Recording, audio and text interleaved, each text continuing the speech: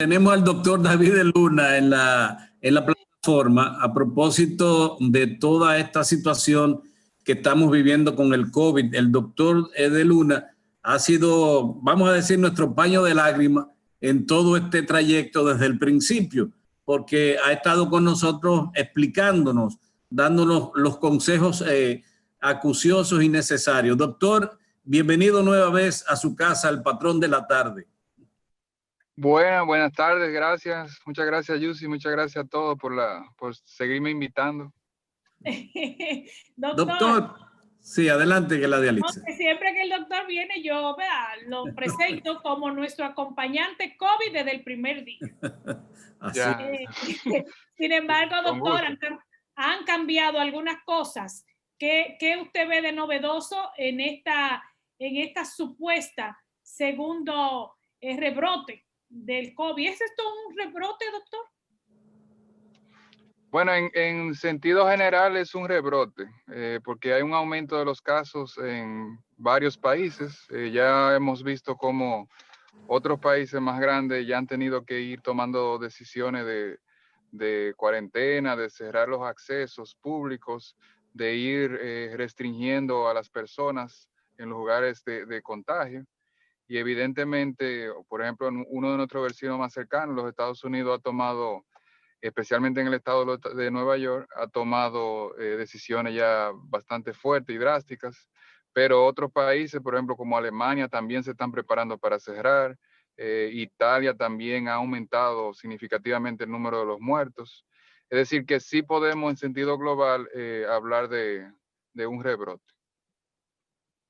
Bueno, es importante, doctor, que usted nos haga la aclaración porque Santiago también tiene incidencia en este rebrote. ¿Cómo usted ve a Santiago como municipio? Yo veo un aumento de los casos. Ha habido un aumento que podemos llamarle también significativo de los casos. Quizá por dos razones esenciales. Una, por los contagios internos, que obviamente siempre van a permanecer de los que vivimos aquí en la ciudad de Santiago. Y la otra es también por la naturaleza de la fecha, donde tenemos personas que no visitan, santiagueros ausentes que vienen, personas que toman estas fechas para poder venir a ver sus familias o sus amigos. Y evidentemente también eso ha sido una importación de casos considerable. Entonces, evidentemente sí, en Santiago tenemos más casos que hace, por ejemplo, 3 o 4 semanas atrás. Doctor, ¿eso está documentado, eso de los casos importados? ¿Hay una documentación que avale eso? Creo que no, no he visto no he visto en los medios. He entrado algunas veces a la página del ministerio, no veo esa parte. También si tú hablas con las personas que viajan, que vienen, ya sea que van o vienen, no te comentan que en el aeropuerto ha habido un screening o una búsqueda de esos casos. Entonces, entiendo que no. Pero si tú te acercas a los centros, especialmente a los centros privados, vas a saber, y te lo digo por la experiencia del HOMS, donde hay un porcentaje considerable de pacientes admitidos que viven en los Estados Unidos o que recientemente viajaron. Doctor, ¿qué papel juega la temperatura? Tenemos temperaturas muy bajas en estos días, frescas o frías. ¿Qué papel juega la temperatura en, digamos, la difusión mayor del COVID? Bueno, evidentemente, aunque científicamente todavía eso no está completamente demostrado, pero si nos vamos a la generalidad de los virus en el tiempo de invierno, sí aumentan los casos, porque los virus tienen capacidad de proliferar en ese periodo de tiempo, y segundo, porque también se sabe que la inmunidad del ser humano tiene menos efectividad a temperaturas bajas. Entonces, incluso por eso, las fiebres, cuando uno hace fiebre, que te eleva la temperatura, eso optimiza la reacción, la respuesta inflamatoria del individuo, además de que destruye patógenos. Entonces, lo contrario ocurre en el periodo de invierno. Entonces, evidentemente, sí, el invierno influye. Ahora bien, todavía no hay una evidencia científica que direccione eso a COVID. Uno Uno lo generaliza porque ya hay información que se sabe, pero todavía no hay esa evidencia fuerte que te diga que COVID sí prolifera durante invierno. Aunque si nos fijamos, varios de los picos han ocurrido en tiempo frío, por ejemplo ahora. La letalidad, doctor, y los casos médicos, los cambios que se han ido realizando en medicina, en fármacos para el COVID, ¿se mantiene igual? ¿Qué ha ido ocurriendo? No, hemos evolucionado mucho en tratamiento, mucho rápido, sorprendente. Hemos mejorado del cielo a la tierra de cuando empezamos ahora, y eso se ha visto significativamente en la reducción de las mortalidades.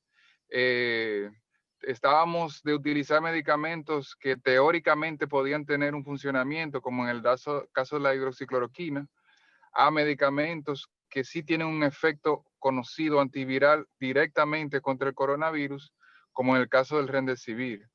Y un elemento que estaba ahí, pero nadie sabía que se podía utilizar en principio y que nos dimos cuenta que es muy eficiente, es el uso de los esteroides.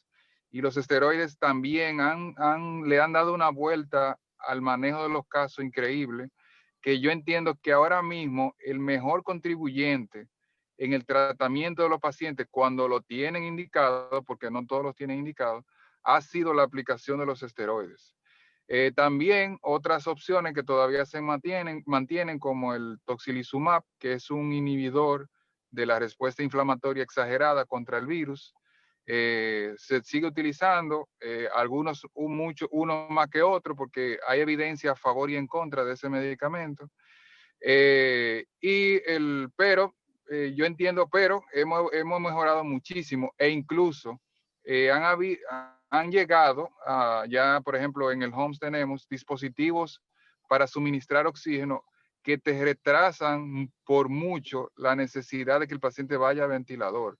Y por ejemplo, los porcentajes de pacientes en ventilación que nosotros manejamos han reducido, vamos a decir, como en un 50% de antes, porque podemos tomar acciones y utilizar dispositivos que nos ayudan a suplir altos flujos de oxígeno sin que el paciente necesite utilizar el ventilador. ¿Tienen, bueno, Yussi? Sí, pensaba, doctor, si concuerdan las informaciones del sector privado con el público, de que en estos momentos hay disponibilidad de camas suficientes para posibles pacientes de COVID.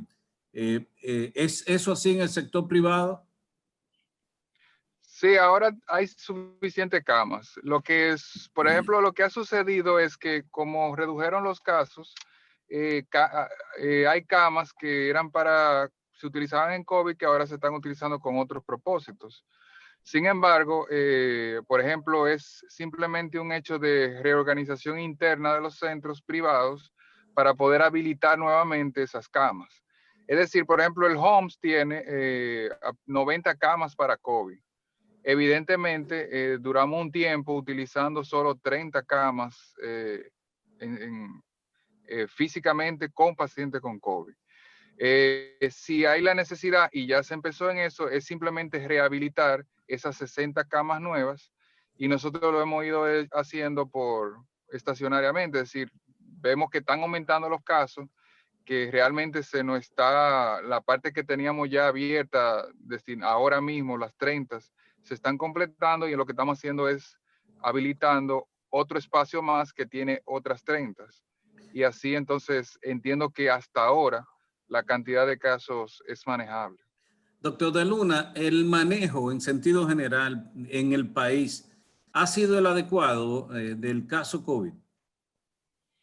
Te dicen la parte política, en la parte de salud pública. Exactamente, la parte de salud pública. Yo entiendo que sí, entiendo que se han tomado, puede tener varios factores que tú puedes criticarle, como por ejemplo que las cuarentenas no han sido realmente cuarentenas, que realmente todavía hay cosas que quizás ya están obsoletas y se siguen tomando en consideración. Que por ejemplo los protocolos no se han revisado a la velocidad que se deben de revisar. Esas cosas, esos detalles, pero si lo globalizamos, porque obviamente no va a haber un estado o un sistema perfecto, si lo globalizamos yo entiendo que sí, son más diligentes, es decir, cuando se requiere en una clínica un servicio o un auxilio, acuden. Cuando necesitamos pruebas, por ejemplo, que el sector privado no nos la puede suplir, o como nos ocurrió en un momento que estábamos teniendo resultados que no eran fiables, ellos nos auxiliaron para poder hacer comparaciones de resultados. Es decir, que yo entiendo que sí, que nos han ayudado bastante. Doctor, el tema vacuna es ya lo que nos falta a nosotros para concluir con este tema, aparentemente. ¿Cómo usted ve el inicio de la vacunación ya en los Estados Unidos, incluso Puerto Rico? Y nosotros, ¿qué va a ocurrir? ¿Cuál es su perspectiva al respecto? La vacuna, como dijo alguien hace un tiempo, la vacuna es la gran esperanza, pero no necesariamente es la solución a todo el proceso. Entonces, realmente la vacuna va a ser un elemento esencial en la batalla contra el COVID. Va a reducir significativamente los casos, pero evidentemente también hay que verlo desde el espectro de accesos. No necesariamente a todo el mundo le va a llegar la vacuna a tiempo. Y no necesariamente la vacuna va a erradicar al coronavirus, que ese es otro tema. Es decir, va a reducir, van a mantenerse los casos, posiblemente vamos a tener que tener todavía los cuidados que utilizamos, obviamente sin ese miedo con que lo manejamos ahora, con que nos infectamos y que nos podemos morir, y etcétera, porque la vacuna pudiera, porque obviamente están los primeros casos ahora, pero la vacuna pudiera crearnos una inmunidad que nos permita combatir una infección posible del virus. Entonces, porque evidentemente el tema con el coronavirus no es el virus solamente en sí, sino la reacción inmunitaria que uno tiene contra ella. Entonces, la vacuna pudiera ayudar en eso. Entonces, yo entiendo que sí, que es la gran esperanza, pero obviamente hay todavía cosas que nosotros estamos haciendo ahora que se van a mantener haciendo, como el uso de la mascarilla, tratar de estar en espacios abiertos, reducir el número de personas en reuniones. Esas son cosas que se van a mantener por mucho tiempo, aún teniendo la vacuna. Doctor, sabemos que usted tiene un compromiso para ir concluyendo. Se hace el llamado a las mismas personas para protegerse de COVID. O sea, es para todos, pero por lo regular se inicia por los mayores y ese tipo de cosas. ¿Estamos en lo mismo? Sí, estamos en lo mismo. Siguen siendo los grupos de riesgo los de mayor edad, siguen siendo los grupos de riesgo los obesos, los fumadores. Eso lo vemos en el día a día. Son los 3 grupos de mayor importancia, e incluso mucho más que los niños, e incluso mucho más que las embarazadas. Eso no son tantos casos. Ahora bien, los obesos, los fumadores, las personas mayores de edad o personas con alguna condición médica crónica que deteriora su salud, esos siguen siendo los grupos de alto riesgo, y esos son los que se tienen que cuidar por sí y que su familia también los cuiden, porque hay muchos de esos casos que no son ellos mismos que salen a buscar la infección, sino que se están cuidando, pero a la casa alguien va y se lo lleva. Nos agradecemos al doctor David de Luna del Hospital Metropolitano de Santiago, infectólogo. Esta tarde nos ha acompañado. El doctor vino junto con el decreto porque fue emitido hace apenas unos minutos ya el decreto presidencial relativo al caso COVID. Doctor, gracias. Un llamado al final ya para este tiempo de Navidad y Año Nuevo para las personas. Yo creo que si planificamos las cosas y las programamos de la manera que queremos celebrar nuestra Navidad, eso nos puede ayudar a reducir los contagios. Si nosotros programamos dónde nos vamos a reunir, con quiénes nos vamos a reunir, cuál es el núcleo social con el que yo me voy a compartir estas Navidades, yo creo que eso es una gran cosa para nosotros, evitar que nos contagiemos. No es lo mismo que yo el 24 salga por ahí a ver con quién es que me junto, a que yo, por ejemplo, diga, este 24 yo lo voy a pasar con mi hermano, con mi mamá, con mi papá, en la casa de alguien, y ahí me quedo, y ahí termino, y me voy a mi casa, mientras la cuarentena me lo permite, regreso a mi casa tranquilamente. Así que yo creo que si nos organizamos y nos planificamos, podemos pasar una excelente Navidad. Bueno, gracias, doctor. Un abrazo. Feliz Navidad. Igual, cuídense igual. Feliz Navidad.